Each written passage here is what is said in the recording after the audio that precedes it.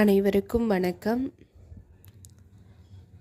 எங்கள் சேனலை தொடர்ந்து சப்போர்ட் பண்ணுற எல்லாருக்கும் முதல்ல எங்கள் மனமார்ந்த நன்றியை தெரிவிச்சுக்கிறோம். இந்த வீடியோ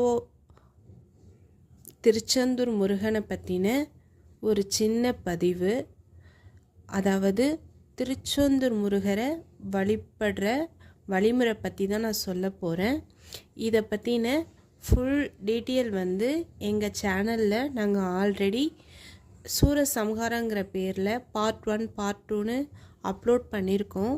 பார்க்காதவங்க அதை பார்த்து தெரிஞ்சுக்கோங்க.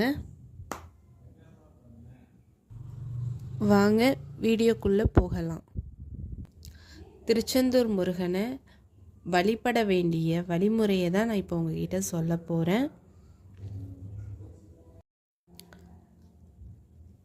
நான் சொல்ல போகிற வழிமுறையை தான் ஆண்டாண்டு காலமாக பெரியோர்கள்லாம் வழிபட்டுட்டு வராங்க.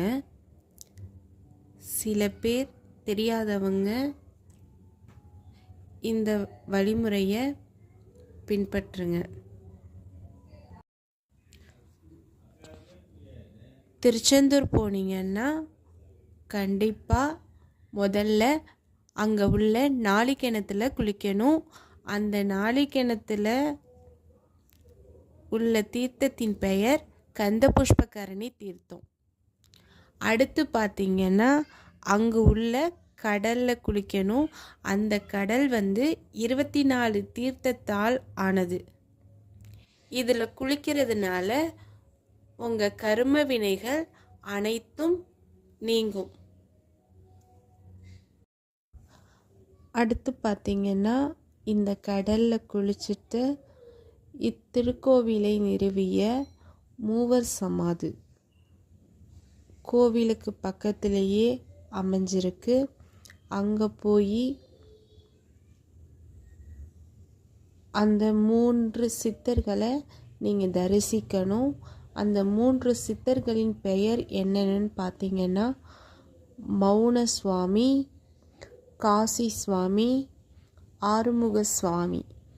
இவங்க 3 பேரும் தான் இத்திருக்கோவிலை நிறுவனாங்க. அதாவது திருச்செந்தூர் முருகர் இவங்களுக்கு காட்சி அளித்தார் என்பது ஒரு ஐதீகம். இவங்களை வணங்கிட்டு அடுத்து நீங்கள் திருச்செந்தூர் முருகரை வழிபடணும். திருச்செந்தூர் முருகரை தரிசிக்கிறதுக்கான சில நேரங்கள் காலங்கள் இருக்குது. அதை பற்றின வீடியோ நாங்கள் எங்கள் சேனலில் ஆல்ரெடி அப்லோட் பண்ணியிருக்கோம். பார்க்காதவங்க அதை பார்த்து தெரிஞ்சுக்கோங்க. எந்தெந்த நேரங்களில் முருகரை வழிபட்டால் நல்லதுன்னு பார்க்காதவங்க அதை பார்த்து தெரிஞ்சுக்கோங்க.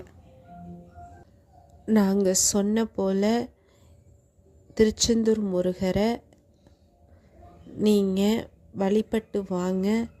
கண்டிப்பாக உங்கள் வாழ்க்கையில் ஒரு நல்ல மாற்றம் ஏற்படும்.